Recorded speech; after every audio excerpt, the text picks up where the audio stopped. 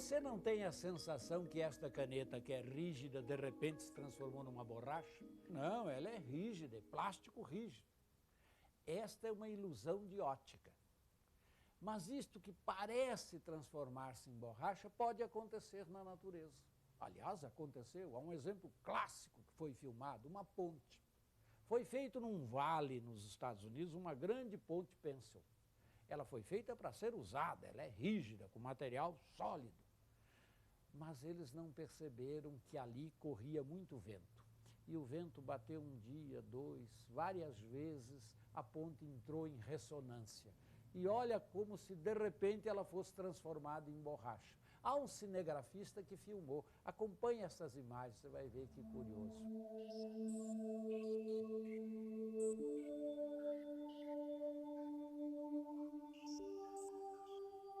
Ela deforma-se e rompe. As transformações contínuas são interessantes. Imagine que eu desenhasse aqui um triângulo. Bem, eu podia medir a sua área, medir o comprimento de um dos lados, medir o ângulo. Mas se isto, em vez de papel, fosse borracha, imagine esse elástico, está aqui um triângulo. Eu posso deformá-lo continuamente. Varia o comprimento dos lados, mas há pontos interiores e há pontos exteriores. Esta é uma coisa que não varia, é um invariante de uma geometria que mede a elasticidade, que trabalha com transformações contínuas. Esta geometria se chama topologia. Opa! O que será que quer dizer topologia? Topologia é a geometria que estuda deformações contínuas. A natureza apresenta uma série de deformações contínuas. A matemática tinha que dar conta disso. O que é transformar-se continuamente sem romper e sem ligar? É o estudo de uma geometria elástica, é o estudo da topologia.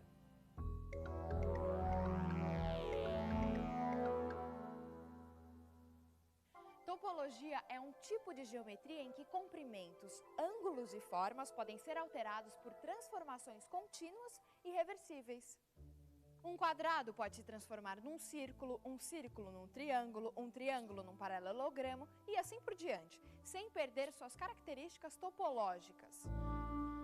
Para o topólogo, todas as formas geométricas são uma só, porque ele estuda apenas as propriedades que não se alteram com as transformações, ou seja, as que estão presentes na continuidade.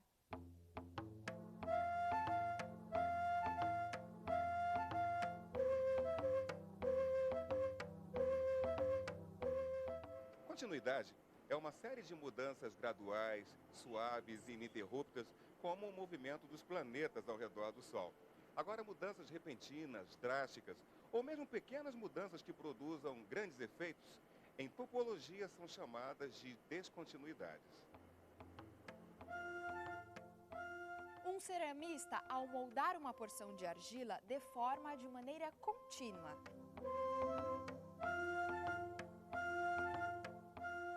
Mas se ele arranca um fragmento, a deformação se torna descontínua, não topológica. Pintores como Lúcio Fontana, por exemplo, não conseguiram resistir ao desafio de experimentar a descontinuidade, buscando novos efeitos a partir de cortes nas superfícies planas das telas.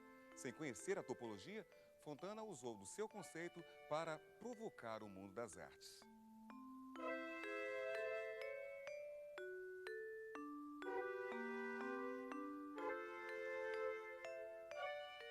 E como uma provocação puxa a outra, Nelson Leiner fez anos depois uma homenagem a Fontana. Quadros em que Leiner, em 1967, coloca zíperes onde Fontana havia cortado a tela.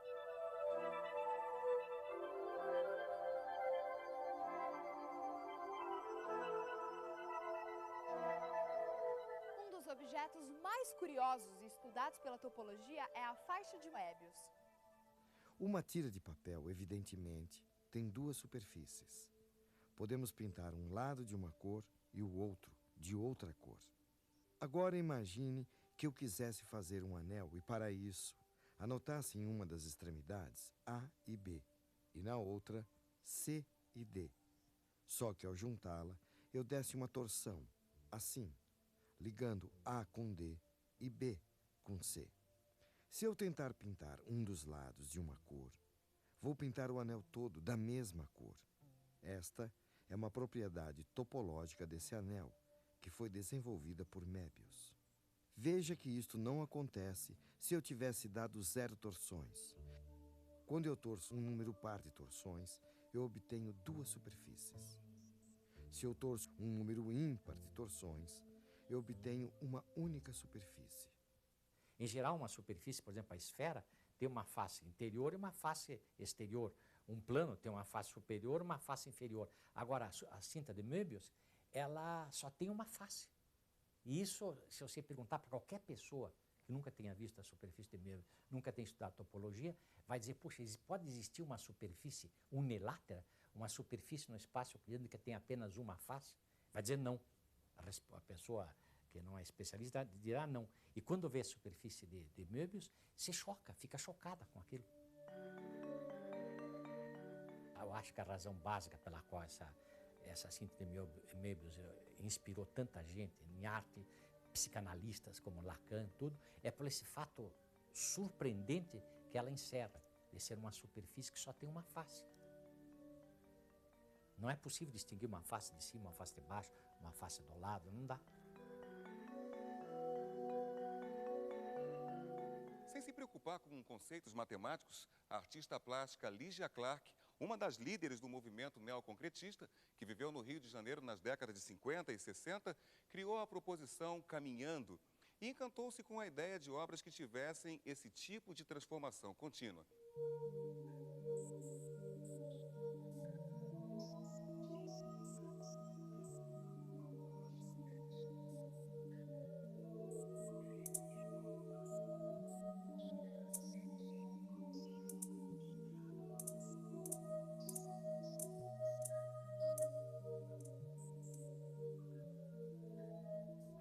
A partir daí, desenvolveu trabalhos como trepantes que, de uma certa forma, dialogam com o fenômeno topológico.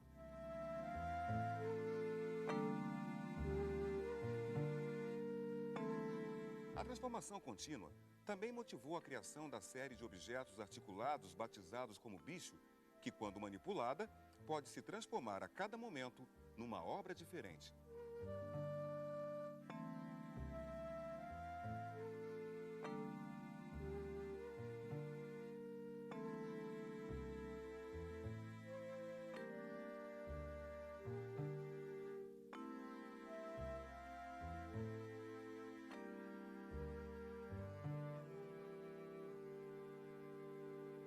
Esse trabalho, da maneira como vocês estão vendo aqui, esse trabalho, na verdade, ele tem essa extensão que ocupa toda a sala. Mas, inicialmente, ele foi pensado, são essas barras de ferro que foram pensadas com um desenho geométrico muito rigoroso, formando uma espécie de uma planta baixa de arquitetura num espaço mínimo. É como se fosse o que eu chamei de casa mínima, ou de parede rasa. Então você tinha como se fosse um contorno, uma planta baixa, onde essas barras se articulavam para formar esse desenho básico.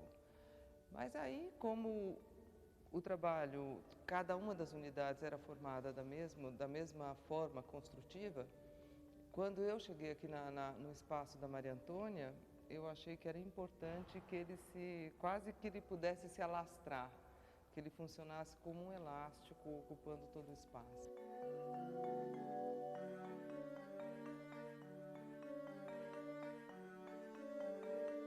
Essa ideia de elasticidade, de abertura para o mundo, de poder se desenhar de forma diferente dependendo do espaço onde ela é apresentada, isso sempre teve.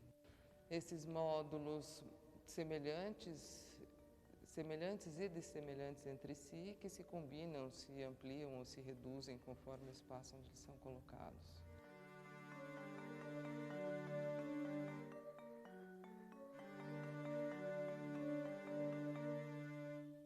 A continuidade é uma das propriedades mais fundamentais da matemática. Um conceito tão natural que só ficou claro há cerca de 100 anos. Um conceito tão poderoso que está transformando a matemática e a física. Com exceção dos elementos biológicos, como o DNA, por exemplo. Talvez seja essa uma das coisas mais estudadas nesse fim de século. E tudo por causa desse pequeno espaço bem aqui no meio. Nosso confeiteiro tem várias maneiras de fazer rosquinha. Uma é furando a esfera transformada em disco. Bem, o Marcelo falou que tem uma outra maneira de fazer rosquinha, não é, Marcelo? Você pode mostrar pra gente? Vamos pôr a mão na massa. Vamos cortar aqui uma tira. Outra é esticando a massa e juntando esta extremidade com esta, formando a rosquinha. Mas perceba que é impossível transformar a rosquinha em esfera e esfera em rosquinha sem furar ou grudar. Então, a topologia é uma geometria que estuda o comportamento da não variação, da continuidade, da não ruptura. Topologicamente, podemos transformar a xícara, sem grudar e sem furar de novo, numa rosquinha. Então, rosquinha e xícara são topologicamente a mesma coisa. Assim como cubo, aquele mesmo que você joga o dadinho, e esfera, são topologicamente a mesma coisa. Isto é, por deformações contínuas, eu passo de um para outro.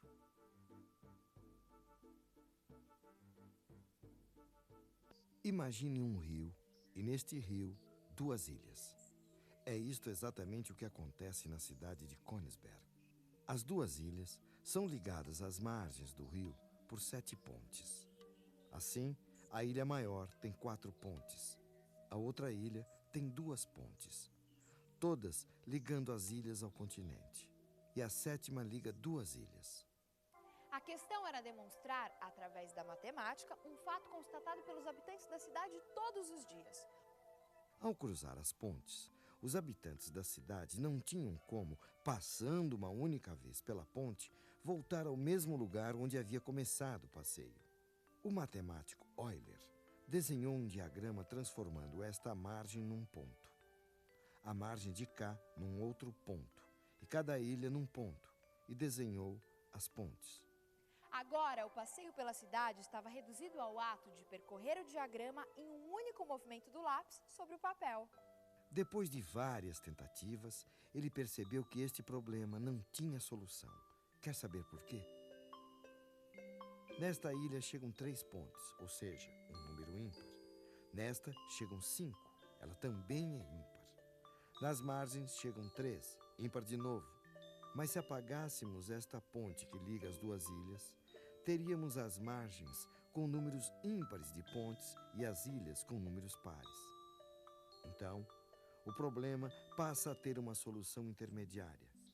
Eu, partindo desta margem, chego na outra passando uma única vez pelas pontes, mas não volto para a mesma margem.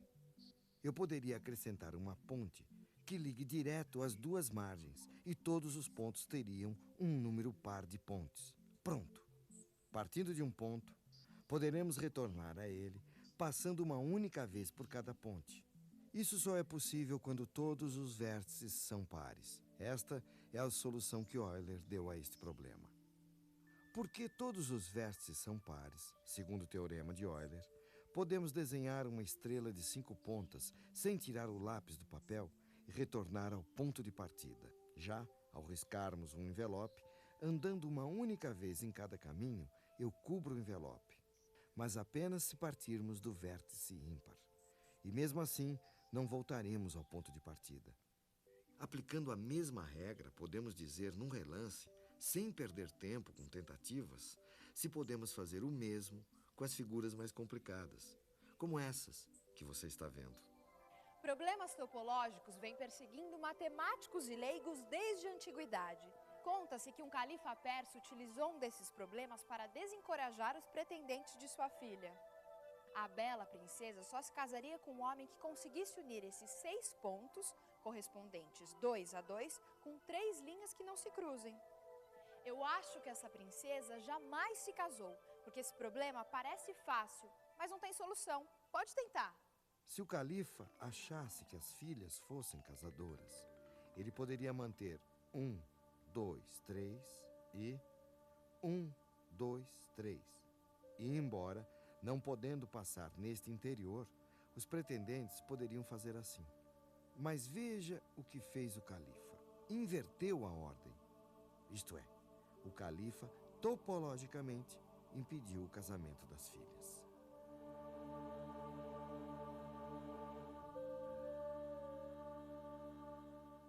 A primeira grande contribuição para o avanço da topologia foi o teorema enunciado pelo matemático francês Jordan no século XIX.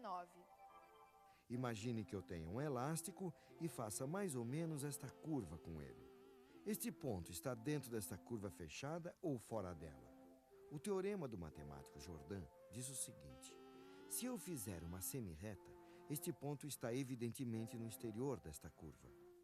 No círculo, é fácil perceber se um ponto está dentro ou fora dele. Quantas vezes eu cortei a própria curva para chegar fora dela? 1, 2, 3, 4, 5, 6, 7, 8. Número par. Se cheguei no exterior, parti então do exterior. Portanto, segundo o teorema de Jordan, quando eu tenho uma paridade, eu me mantenho onde estou. É fácil ver isso usando uma imagem do bichinho da maçã. Se ele está dentro e cruzar a casca da maçã uma vez, isto é um número ímpar, ele irá para fora. 2 vezes, isto é par, ele permanecerá no interior. 3, ímpar, fora. 4, par, dentro. E assim por diante. Note a semelhança da paridade dos teoremas de Jordan com o teorema de Euler das pontes de Königsberg. Eu preciso ter tudo par para manter o invariante topológico. O que Mari Canegai está fazendo nesse momento é pura topologia. Então, nós vamos fazer um retângulo primeiro, tá? Em 4 triângulos iguais. Surpresas se sucedem quando decidimos investigar as características topológicas dos objetos. Agora, quem poderia imaginar, por exemplo, que esse belo pássaro não passa de uma folha de papel continuamente dobrada?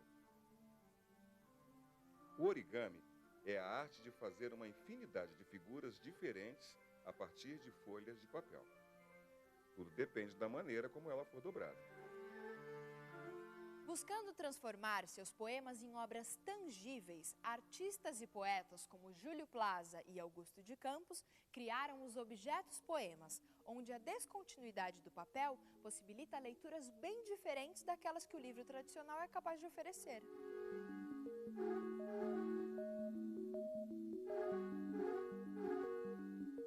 Havia uma proposta de que a forma plástica rompesse, avançasse no espaço. Mas de uma forma geral, na minha cabeça, a matemática, a geometria, a topologia, ela funciona como um fator organizativo dos elementos plásticos, nesse sentido.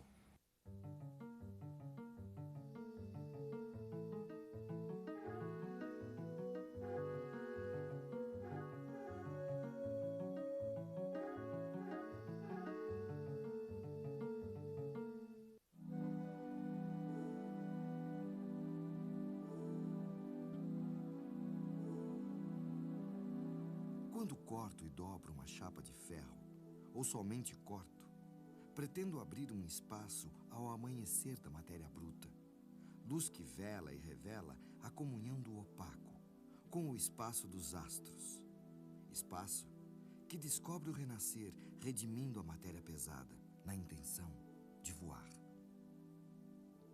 As esculturas de Amílcar de Castro, realizadas com corte e dobra de chapas de ferro planas, são, como ele mesmo costuma dizer, o nascer da terceira dimensão. É claro que é possível falarmos em topologia neste caso. Afinal, os cortes são descontinuidades provocadas nas chapas e as dobras são transformações elásticas, topológicas. Mas intrigante, de fato, é o fascínio que as transformações exercem sobre os artistas. Contínuas ou não, elas estão presentes em inúmeras obras de arte contemporâneas.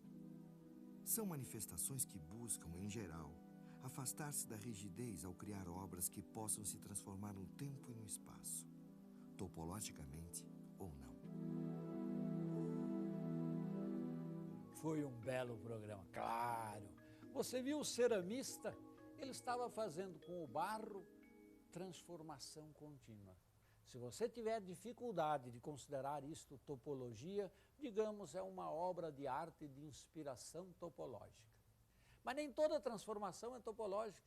Você viu outros artistas mostrando transformações moduladas, que podem muito bem ser explicadas com uma lógica, com uma geometria quase estática, fixa. Pois é, a topologia interessa muito ao matemático, ao grande pesquisador, ao físico, ao químico. Interessa muito ao homem comum, que vai admirar uma obra de arte. Mas um dia desse eu vi um garoto empinando, como é que você chama? Pandorga? Há quem chame de pipa, outros chamam de papagaio. Aquilo gira se você não botar a rabiola, aquele rabo enorme. Alguns fazem enfeitado. Este garoto que eu estou lhe contando pegava uma cinta de papel, colava um outro anel, de preferência de outra cor, e assim por diante fazia uma longa corrente.